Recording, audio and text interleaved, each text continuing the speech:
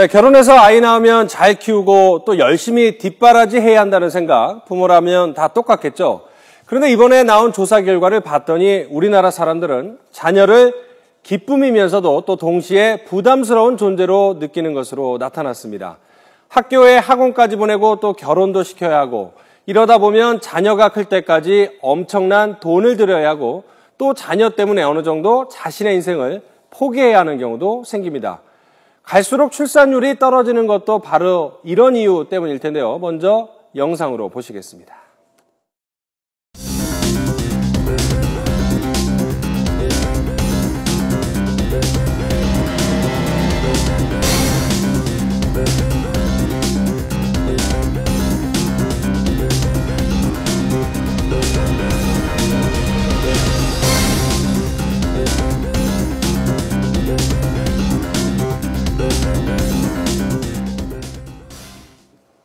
네, 전문가와 함께 자세히 짚어보겠습니다. 한국보건사회연구원의 김미숙 연구위원 그리고 사교육 걱정 없는 세상 안상진 부소장과 함께합니다.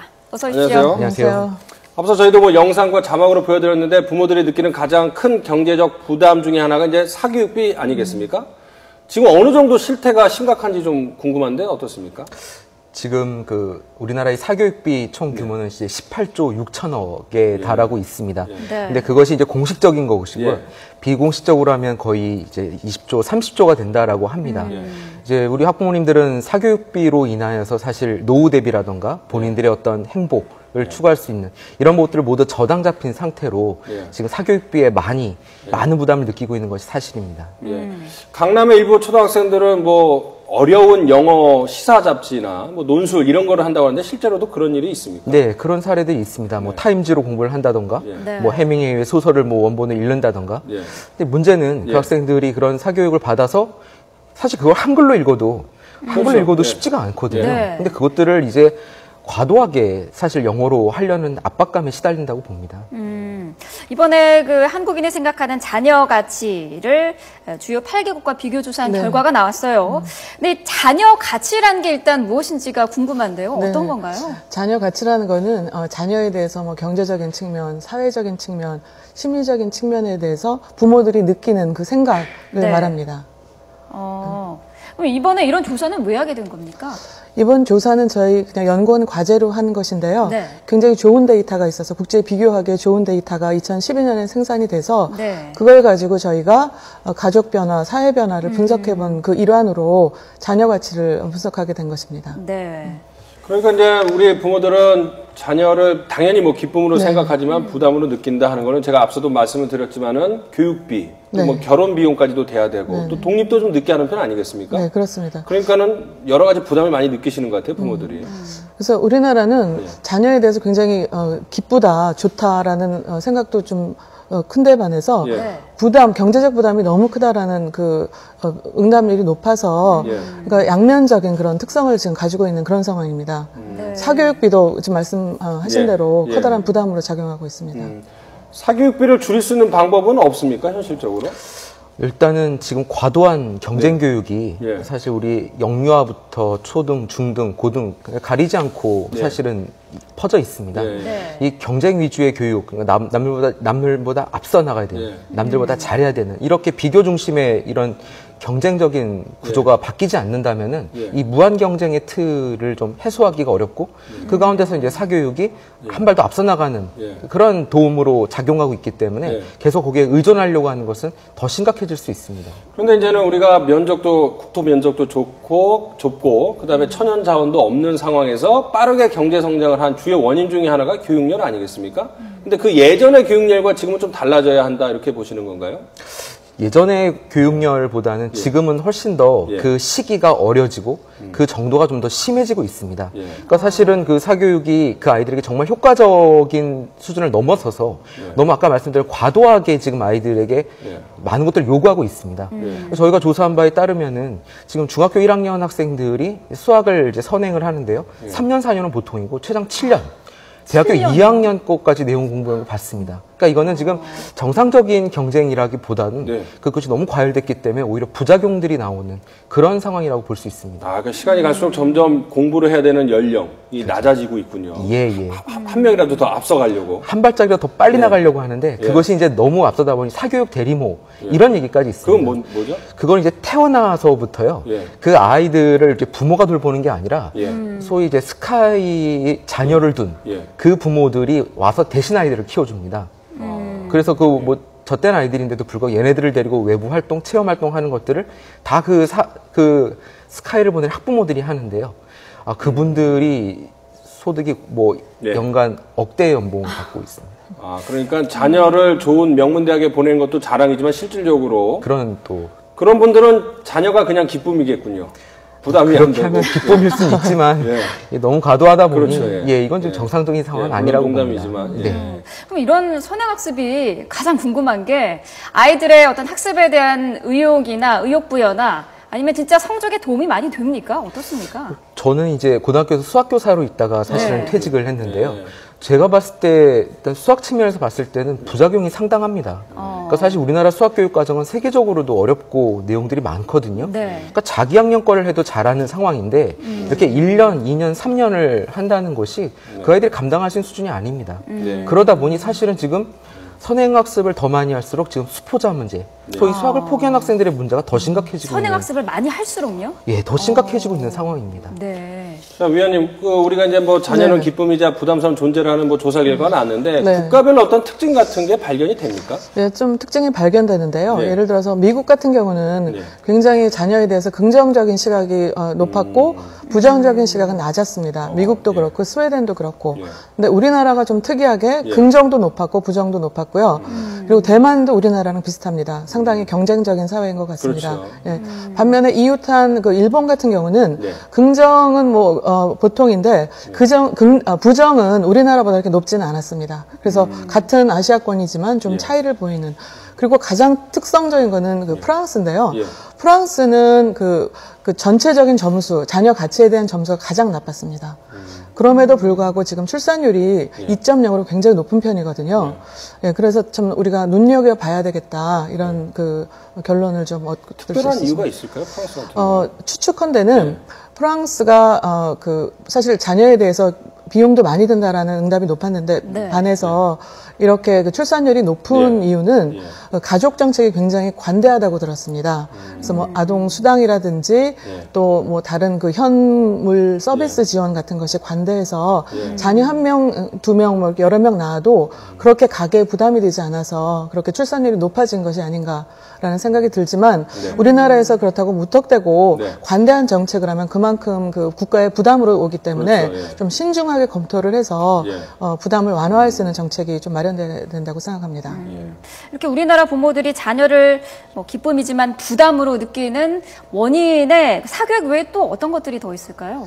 그러니까 우리나라 같은 경우는 이제 맞벌이 특히 보면 일가정 양립이 굉장히 어려운 그런 상황이어서 자녀를 맡길 데가 없고 그리고 자녀가 이제 학교에서 돌아오면 특히 이제 초등학교 저학년이나 고학년들이 가장 지금 돌봄의 사각지대라고 말을 하는데요. 그나마 영유아들은 그 보육시설이나 뭐 유치원에서 돌보는데 초등생 같은 경우는 뭐 2-3시에 끝나면 돌봄에 공백이 생기게 됩니다. 그러다 보면은 부모들이 갑자기 일하다가 들어올 수도 없는 그런 상황이기 때문에 그렇게 어려움을 보이고 있는 것 같습니다. 근데 그 돌봄의 공백이 사실 사교육을 부르는 건 아닌가라는 생각도 들거든요. 아이를 학원에 보내면은 부모가 좀 안심을 할 수 있기 때문은 아닐까 그런 생각도 드는데 어떻나요? 뭐 그런 기능이 있습니다. 지금 학원이 보육의 기능을 하고 있는 부분이 있는데요. 근데 사실 그거는 어떻게 보면 국가가 그런 부분들에 대한 환경을 제대로 못 해줬기 때문에 어떻게 부모로서는 어쩔 수 없이 하는 부분이지 그것이 좀 바른 방향으로 보기는 어려운 것 같습니다. 뭐 사교육을 없애야 한다라고 얘기를 하고 또 부담감을 느끼면서도 지금 못하는 현실이 아니겠습니까? 근데 실제로 극복하는 경우도 있습니까? 아무래도 이제 자녀 스스로가 이제 요즘은 자기주도적 학습 능력들을 상당히 이제 중시해서요.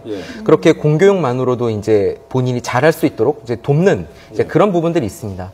이제 저희 단체에서도 이제 각종 교육 강좌라던가 어떤 공부의 방법이라든가 이런 것들을 전달을 하면서 사실 학생 스스로가 해야 되거든요. 그래야 더 잘할 수 있는 부분인데 우리가 너무 과도하게 사교육에 의존하는 부분들이 있습니다. 그래서 그런 의존함 없이 본인이 좀 스스로 할 수 있는 그런 힘을 키워주는 것이 좀 핵심이라고 봅니다. 근데 실제로 통계상으로는 사교육을 많이 받은 친구들이 뭐 원하는 대학을 간다거나 그런 것들이 있습니까? 사실 뭐 그게 정확한 데이터가 있는 것은 아니지만 그 이제 뭐 성공한 학생들을 했을 때 사교 안 받은 학생이 없다 뭐 이런 얘기도 있지만요. 실제로 너무 많이 퍼졌기 때문에 그 많은 수 중에 그 학생들이 있는 겁니다. 그러니까 스스로 어떤 힘을 길러가지고 하는 학생들 중에서 저는 비율로 봤을 때는 더 많은 학생들이 성공 경험이 있다고 봅니다. 다만 이제 절대수가 부족하기 때문에 그냥 봤을 때는 착시현상처럼 사교를 받아야 잘하는 것 같은 저는 오해를 가질 수 있다고 봅니다. 앞서서 그 자기주도 학습을 말씀을 하셨는데 이거 사실 어떻게 하는 건가요? 부모로서는 그냥 옆에서 지켜봐 주는 게 다인가요?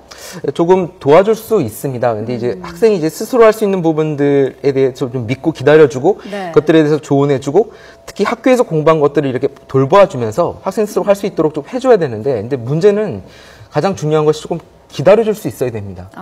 우리 부모님들이 지금 사실 너무 이제 과도하게 이제 경쟁에 쫓기다 보니까는 아이들이 초등학교 저학년에 이때는 어렵거든요.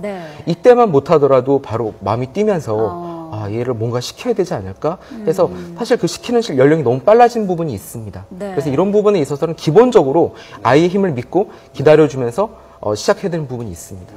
자, 위원님 이번 조사 결과를 보면 그래서 결국 우리 부모들이 자녀 한 명만 낳아서 아니면 많이 낳지 않아서 최선을 다해서 총력을 기울이자 이런 추세를 보여준다 이렇게 봐도 될까요?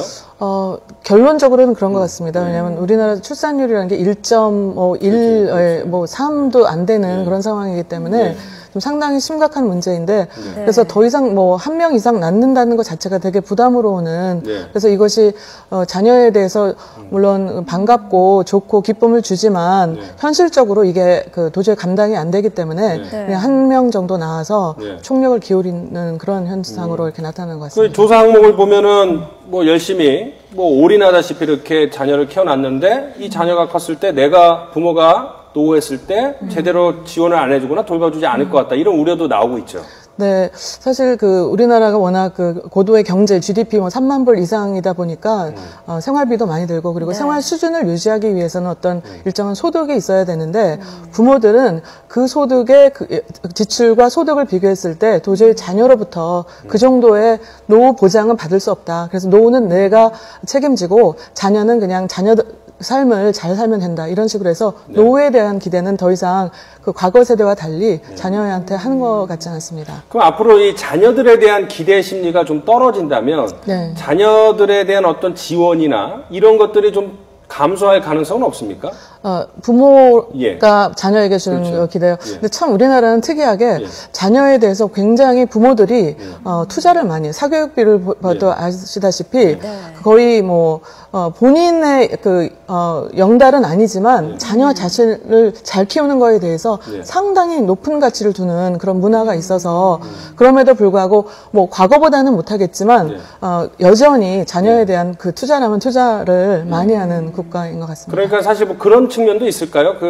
자녀가 잘 자라는 것이 부모의 어떤 또 대변하는 그런 입장도 있는 체면 뭐 이런 것도 좀 그렇습니다. 작용하겠죠? 되게 많이 작용한다고 봅니다. 그러니까 자녀의 성공과 부모의 성공을 동일시하는 그런 인식들이 자녀의 또 그런 부분이 있군요. 자, 그렇다면 그런 거를 극복을 하려면 이게 사실 쉽지가 않아요. 문화적인, 환경적인 특성이 있어서 극복할 수 있는 대안 같은 것들이 있을까요? 예, 부소장님께서 말씀하신 것처럼 저도 이제 이런 경쟁사회, 입시 위주, 뭐 스펙 쌓기 이런 데서 이제 우리가 한 걸음 뒤로 물러서서 이제 좀 여유를 가져야 된다고 생각합니다. 좀 어려운 얘기겠지만 내 아이가 최고여야 된다. 경쟁에서 이겨야 된다. 최고의 것을 쟁취해야 된다는 생각에서 벗어나서 모두가 우리 아이. 그래서 우리 아이만 잘하는 게 아니고 남의 아이도 평균적으로 평균이 좀 떨어져도 같이 공동으로 키워서 삶의 질을 높이는 데 이제는 그 초점이 바뀌어야 되지 않을까라는 생각이 듭니다. 부소장님께서 이제 일선에 뭐 교사로도 활동을 하셨다니까 이 부모님들의 너무 지나친 사랑을 받거나 투자를 받는 그런 학생들 또 사교육을 많이 받는 학생들의 어떤 단점이나 성격적인 특성 같은 게 있습니까? 학생들도 사람입니다. 사실은 학교 공부만 하더라도 굉장히 많은 시간들을 들여야 되는데 그 아이들이 쉼없이 다시 또 이 사교육에 내몰리게 돼서 우리 아이들이 사실 정상적으로 지금 삶을 영위하기보다는 굉장히 스트레스와 신체적인 부담들 굉장히 심각합니다. 그래서 아까 부모와의 관계가 멀어지는 부분에 있어서도 사실 이제 부모 자녀 관계가 많이 파괴되는 부분이 있습니다. 너무 부모가 아이에게 과도한 사교육을 또 요구하고 또 하는데 아이들은 그걸 하면서 사실은 부모에 대한 정말 그 사랑이라던가 이런 부분들을 뭘 느끼겠지만 그것을 간섭이라던가 고통으로 느끼면서 사실은 그 부모 자녀 관계도 많이 흔들리고 있다고 봅니다. 그래서 저는 이런 부분에 있어서 사교육 부분이 지금 굉장히 아이들에게 비효율적으로 너무 많은 시간을 들여서 아이들을 과중한 학습 노동에 시달리게 하는 부분이 있기 때문에 이 부작용 측면을 우리가 좀 간과하지 말고 잘 살펴봐야 된다고 봅니다.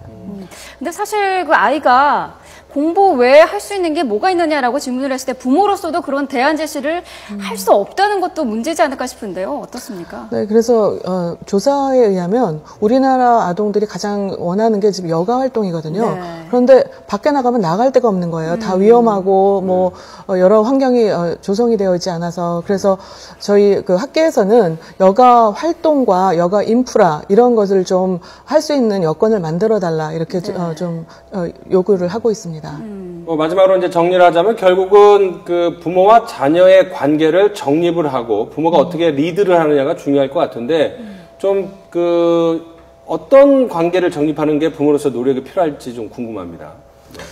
그게 참 쉽지 않은 부분인데요. 아까 나온 부분 중에 저는 부모도 자신의 삶을 좀 찾았으면 좋겠습니다. 이게 자녀의 삶과 본인의 삶을 섞어버리면요. 그 아이를 모든 걸 희생하지만은 오히려 관계는 어려워져서 나중에 본인이 노후가 됐을 때 그 아이들은 사실은 외면하는 경우들도 상당히 있는 것으로 이제는 동방예의지국이 옛날 이야기가 됐습니다. 저는 부모님들이 행복하고 그 행복한 삶을 아이들에게 보여주는 것이 기본입니다. 그러면 아이들이 그 행복한 삶을 보면서 행복해지기 위해서 본인들도 거기서 해야 될 부분들을 조금씩 찾는다고 봅니다.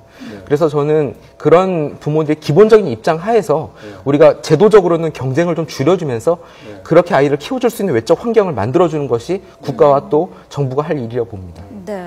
그 지금 저희가 이제 주제는 부모들은 자녀를 기쁨이자 부담으로 느꼈다고 발표를 했는데 사실은 자녀 입장에서는 또 부모를 어떻게 생각할지도 또 궁금할 수밖에 없습니다. 자, 여러 가지 노력들이 필요한 상황인 것 같습니다. 한국보건사회연구원의 김미숙 연구위원 그리고 사교육 걱정 없는 세상의 안상진 부주장 이렇게 두 분과 함께 이야기 나눠봤습니다. 오늘 말씀 고맙습니다. 고맙습니다.